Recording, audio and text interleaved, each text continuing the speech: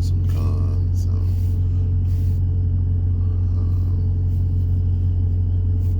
all the fancy stuff, whatever you want to call it. But in a nutshell, to me, it's about my perception of what it takes to have a good, strong relationship with a significant other. Y'all don't mind, I'm gonna turn this air off. Excuse me, hold your horses. Air is going off.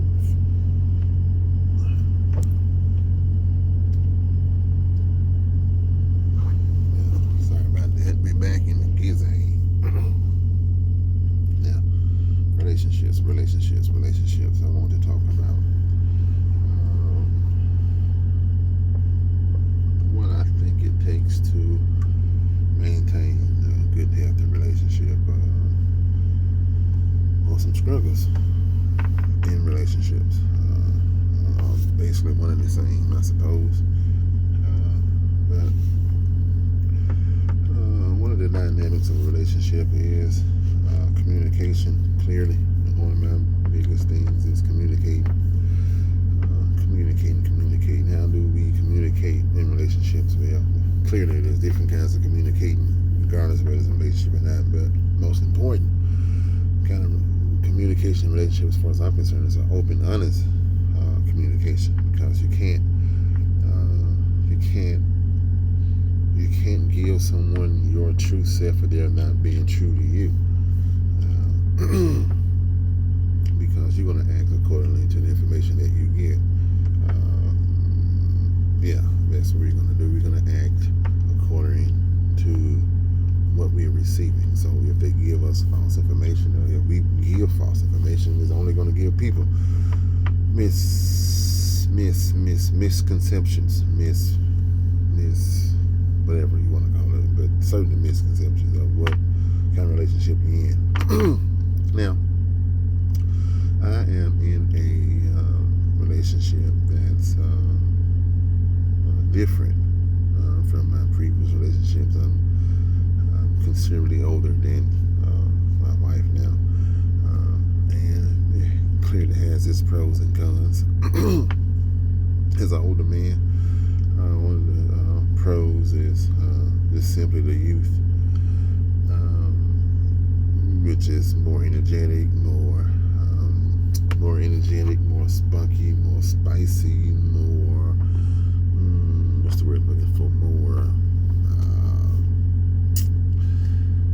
It's a fancy word I'm looking for, but definitely more spunky, spicy, a live wire. There's definitely some pros as far as that's concerned. The younger, your significant other is, I think the better you're going to have to know how to communicate. You're definitely going to know how to communicate. The younger your spouse is, you're definitely going to know how to communicate even the more, because you have language. Same thing doesn't mean the same thing. Words doesn't mean the same thing, depending on how old the person is. Depends on how old it is. So you have to be mindful of the words, the lingo, the language, the culture, if you will, all of that.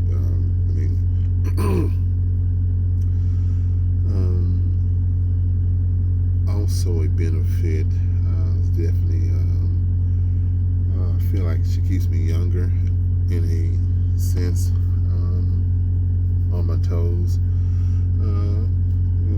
And then again, there are definitely, like I say, some pros and cons, some challenges. Sometimes they can be a little too quick, a little too fast, don't have enough. Lord Jesus, this is horrible. I done yawned and sneezed and coughed and did everything. It's horrible. Anyway, it boils down to me thinking that they can't really devolve into that, but communicating problems. How to communicate? How do we communicate? How do I personally and foremost, like I said, honesty, open, forward. Unfortunately, sometimes blunt. Unfortunately, sometimes careless. Which in terms, the bluntness and the carelessness can cause confusion, as oftentimes probably related to the age,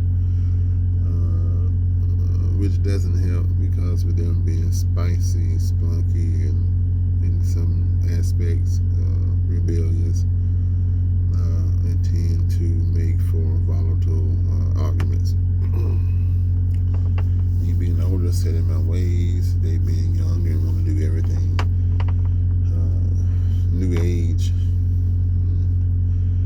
So it's a very, very, very delicate balance that you have to have when you're dealing with such a relationship.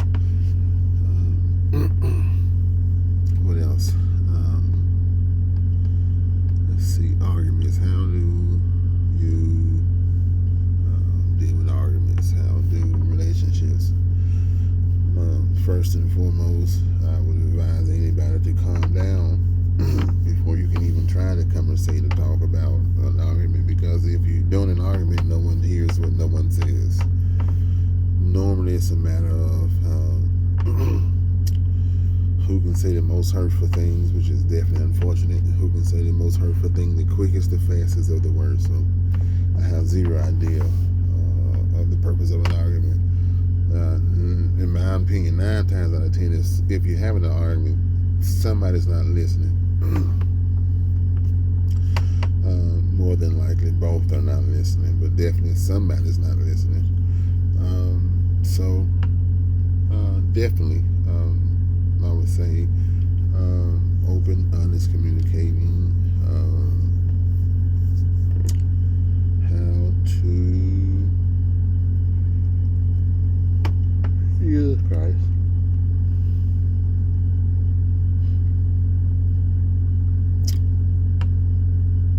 In the relationships, I find that you have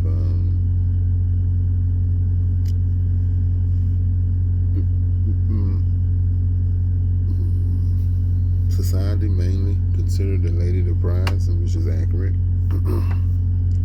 She's the catch, she's the prize. Even the Bible itself says, a man that findeth a wife. Well, that's horrible. Once again, back to what I was saying, the prize, I have zero idea. Just,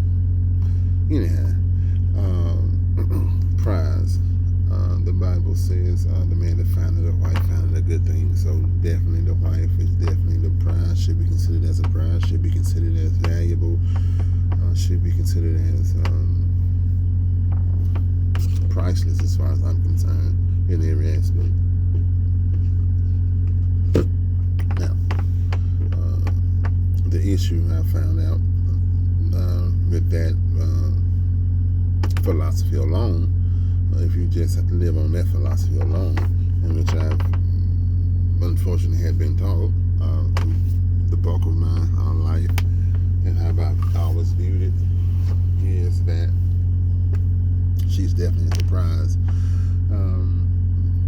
But as I was saying, you can't live by that thought or that premise alone, because if she's a prize and she consider you her husband, her soulmate, her leader, her provider, her protector, things that I would expect my wife to consider me as, then if that's the case, and logically speaking, then you have 2 prizes in the relationship, but society don't particularly see it that way. Now, we're often perceived as definitely a quote-unquote provider, or that's our job, that's our thing, and real men have zero issue with providing, as far as I'm concerned. Sometimes providing can become, I don't use the word difficult, because that's not accurate. Providing can become a daunting task when it's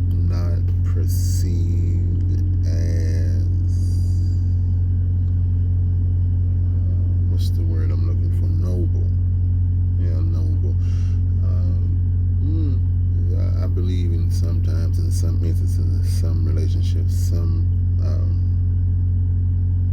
women, people perceive providing as your job, your duty.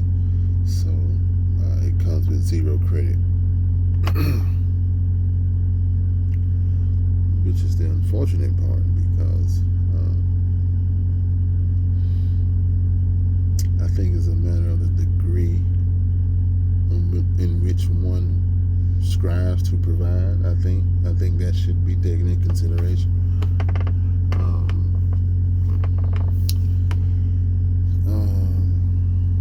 Just a whole lot of things that I'm just rambling on about now.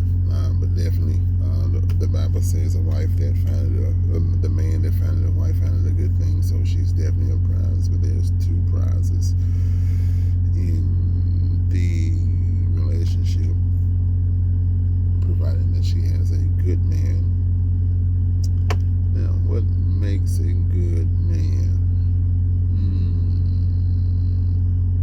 What makes a good man? Well, I'm going to table that discussion, or table that, if you will, and talk about that later, because I don't know, I guess because it's wise to do. Anyway, let's see, what else? Talked about relationships. What makes a good man? On the table that. Just rambling. Let's see, what else? Relationships, provision, providing. What each person should bring to the table. We already talked about what the man is supposed to bring to the table to a degree, which is protection, provision, and providing in more than one way, providing financially, spiritually, and physically, and so forth and so on. So provision is definitely at the front, protection is at the front, provide spiritually, everything that he can possibly provide. If a man comes into a woman's life, in my opinion, if she hasn't progressed in some aspects within a year or two, then they might have an issue. I wouldn't dare put it all on him or her, but I do know, in my opinion, when a man gets with a woman, there's supposed to be progression in some aspects. And all honesty, I actually can put that in both categories, because a man can be on a path of progression and get with the wrong woman. The next thing you know, he's stuck in mud or quicksand, or whatever you want to call it, or derailed, or in a ditch, or in a grave, or in prison. I'm just saying. I'm not saying people kill people, but I'm just saying people do die when they get with people. But that's not the subject I'm trying to talk about. What I'm trying to talk about is what each person should bring to the relationship. Now, women, just an opinion, and Lord knows don't make me right. I just think I'm right about just about everything. Now, what should you bring to the relationship? Now, unfortunately, sex is important. And I said unfortunately because most people think it's everything. Now, although it's not everything, it's related. It's kin to. It's related. It's kin to everything, but it's not everything. I think women should bring encouragement. That's a big, steep word, encouragement. Yeah, I think women should bring encouragement to the relationship.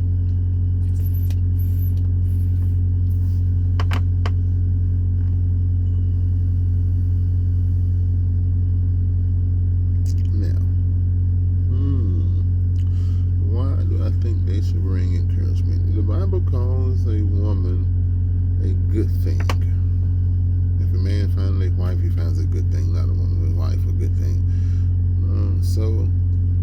she's valuable. She has value to her. He also calls her a help me.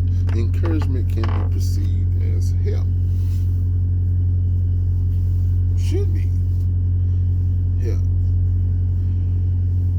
Now, I can go down the line. Encouragement. What else should she bring? I'm going to try to go down the line. Shall I say encouragement she should bring? Encouragement she should bring. Faithfulness. Now, I'm not even sure which one is. Well, let's go with faithfulness first. Yeah, more than likely, man, you definitely got to be faithful. Don't encourage. You can't encourage a man if you can't be faithful to him. So definitely, you got to be faithful. You got to believe in him. Now, you can't be faithful. You can't believe in him. Now, trust me, there is zero relationship you have with that gentleman. Zero. No, not a relationship. If you do not trust him to provide or protect or anything in no shape, form, or fashion, and you're not faithful,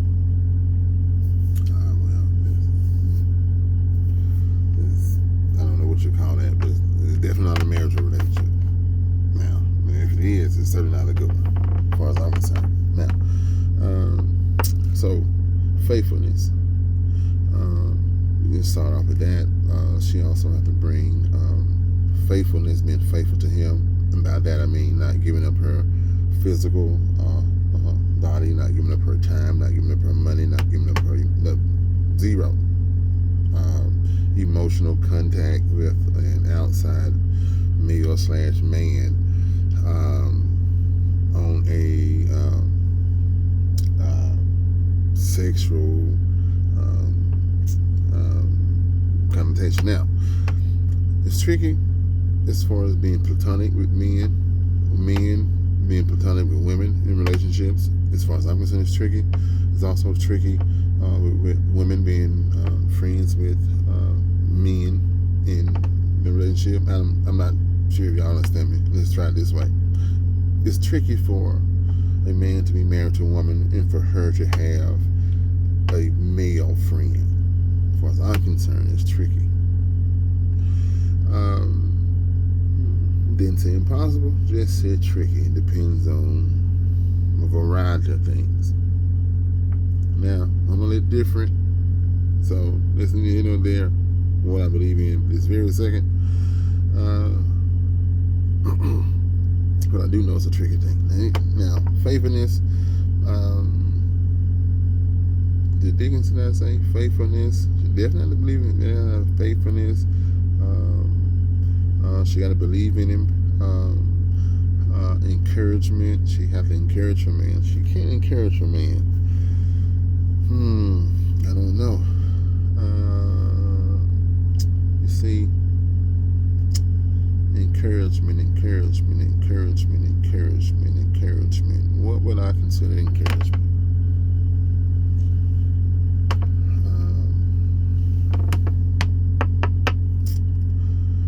Oh Lord, that can take all day.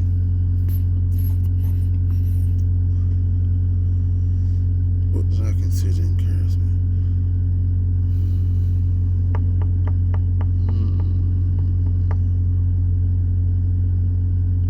I'll use the phrases. We can make it, we gonna make it, it's gonna be okay, and so forth. So I'm not talking about that kind of topical, superficial, usual jibber jabber. We gonna make it and blah blah blah blah blah blah blah.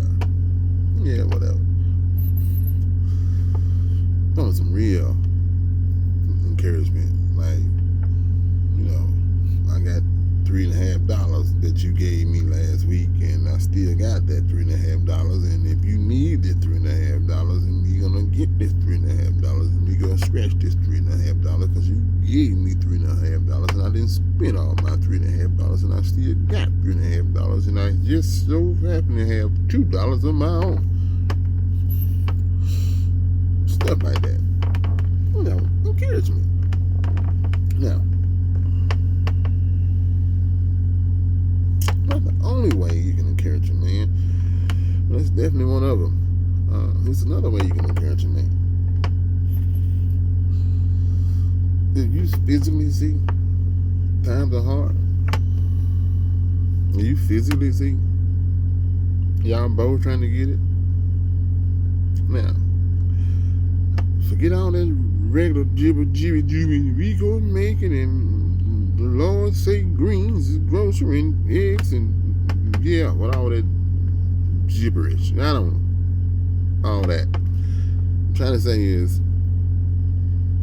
saying we're going to make it and not being a burden when times are hard, as far as I'm concerned, is what I would call a real encouragement. Now, here's what I mean by that. Times hard, times tight. Y'all trying to make it. You know, life has ups and downs. Relationships have ups and downs. So, but if y'all gonna stick through it and be a team and go through it, this life, you know, back to back, getting y'all Bonnie and Clyde on, blasting and getting it in, hey, y'all gotta be committed at this thing. So if that's what you're gonna do, and that's how you're gonna roll, and here's how you have to roll with it now. I'm trying to tell you. So you take the relationship scenario, and you know it's all times it got hard, right? And actually times don't have to be hard for the analogy I'm trying to give, but what I'm trying to say is encouragement doesn't always mean giving superficial words. We're gonna make it. Come on, hear that shit. Encouragement, as far as I'm concerned, is actually taking time out to assess a situation yourself. You know, like look around, be an adult, be grown, assess a situation, and don't be a burden in the sense of complaining because time is hard, or y'all don't mind, do you? No, y'all don't mind. I got that nigga. Die. Okay, I got it. I think I got it. But anyhow, okay, you also encourage him by, like I say, simply assessing the situation yourself and not nagging and complaining. And you know what y'all do. Don't do that kind of stuff. Do something different. Yeah, don't do that. Do something completely different. Times hard. Stuff and popped off. Issues with money, issues in the relationship, issues whatever it is. Everybody sit down, stop, think, talk, pray. Whatever you do, whatever you want to do, go skinny dipping. It don't matter. Figure it out. Hell. Don't argue, fuss, and fight about it. The last thing you need to be doing is arguing and fussing and fighting with each other when you're in a storm. Now, like I said, life has ups and downs and peaks and valleys and so forth and so on. The unfortunate part is the relationships tends to go downhill because when people get in the downside of life, they have the tend to go at each other, fuss and fight, maniacs. That's usually what happens. Now, y'all excuse them antics. I have zero idea why I did that. But anyhow, it's not always money. It's not always money. It's not always the issue as far as relationship is concerned, but money is definitely important. But I actually think if you look at society and what's going on today, rich people can't stay married, poor people can't stay married. So clearly it's not all about the money. Like I said, it's a mixture of things, and one of the things I think it is when life hits, no one actually, and by life I mean when times get hard, no one actually band together, stick together. You don't go through the storm together. Everybody start grabbing their individual lifeboats.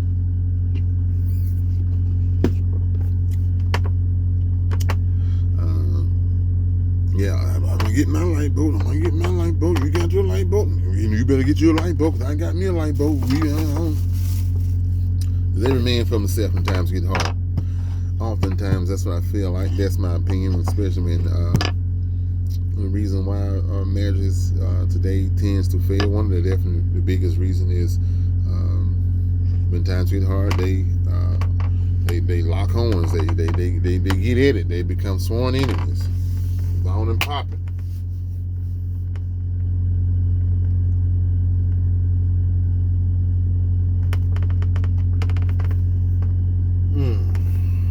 Now, so how do you avoid fighting each other when you're in a war? I mean, you're already in a storm yourself. When your relationship in life is hitting, how do you avoid? You look around and you discover and you talk and you discuss and you realize that your partner, your lover, your mate, your wife, your husband, whatever you want to call him, is not your enemy.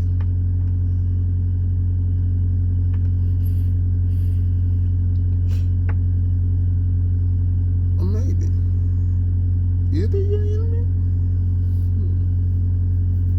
Yeah. Just because you're married to someone, it doesn't mean that that's your significant other, that's who you're supposed to be with, that's your soulmate. Truth be told, it might be the enemy. And if that's the case, then by all means, you call it cut and run. That's what you call it, cut and run. You got to do both of them. You just can't cut. You got to cut and run and do it fast. If you are married or sleeping or associated or you rolling with the enemy, by all means, cut and run. Now, I know what the Bible says. You getting married for life and death and good and evil, and don't you dare leave them till they die. Now, how do we want to proceed with this statement? Because it's an interesting take I got on it. Now, I'm not saying you're not supposed to stay with nobody until they die. I'm not saying you're not supposed to stay with your wife until they die, or your husband until they die. I'm not saying that because I think that's what the Bible, I think it says that until death do you part. Now, the unfortunate part for people such as myself,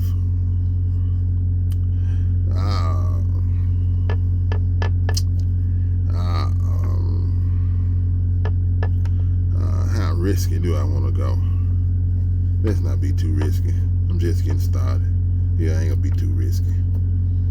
So can I keep it clean this go round? So,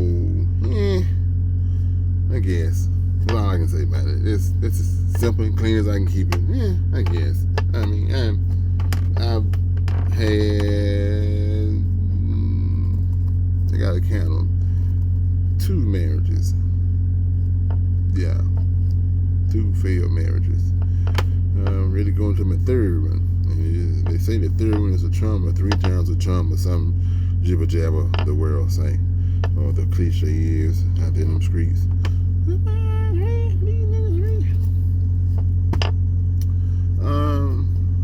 I said that to say, I don't know. Just rambling on. I got, let's see. I say the Bible said that she said that they had said, and you said that they had said when they was trying to tell you what they said. And you said something about, you gotta leave that alone. And then you said that the other day that the dog was over there eating the cheese. That's messed up. Then you said something about how, I'm just trying to figure my thoughts out where I was. I'm just rambling until I figure them out. Because I might be mad. Now, so, encouragement. How do you encourage me? I understand that. Once again, I know you can't do what you've been doing if it ain't been doing what you got done, right? If what you've been doing ain't got you right, you can't keep doing what you've been doing. You got to do something different. So, like I said, I done had 2 failed marriages, so clearly what I had been doing wasn't doing me right. So I done changed up what I've been doing. So,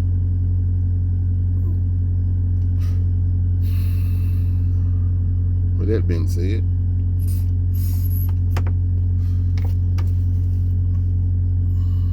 I've been rambling for about 30 minutes now. Still ain't said a whole lot, I don't think. I guess I should have wrote some of this stuff down though, but I mean, like I can say in dealing with relationships, you're dealing with what obviously the man should bring to the table. But again, I'm going to double back and talk about the man part, because the man part, I really want to go deeper into that, because I feel like what is a man, society today has been a male confused with what's been a man is, and then it's really touchy on how far I can really go, because I'm a man, because I know how society has it's strange. You can't be a man nowadays. Anything other than that, shit, sure can't be a black one. Confusing me, Jesus. It's stressing me out, Lord. Church ain't doing what the churches used to be doing. Church ain't. What's going on with the churches, Jesus? Tell me that. That's what I need to know.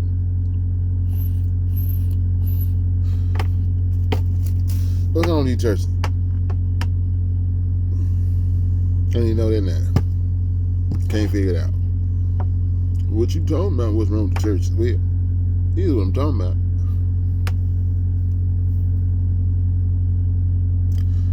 Crime is getting worse.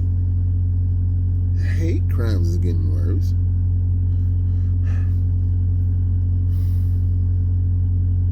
Society is,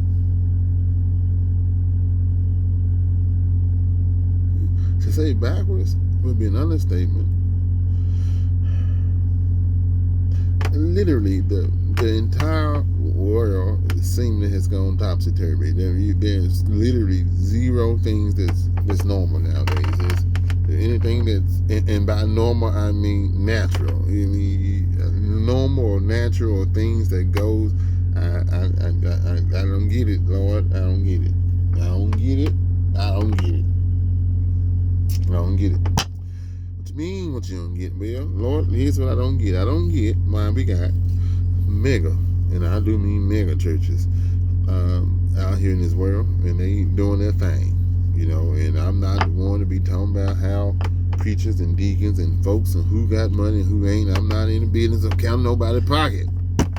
Ain't my place to count my pocket. I ain't in pocket watching here.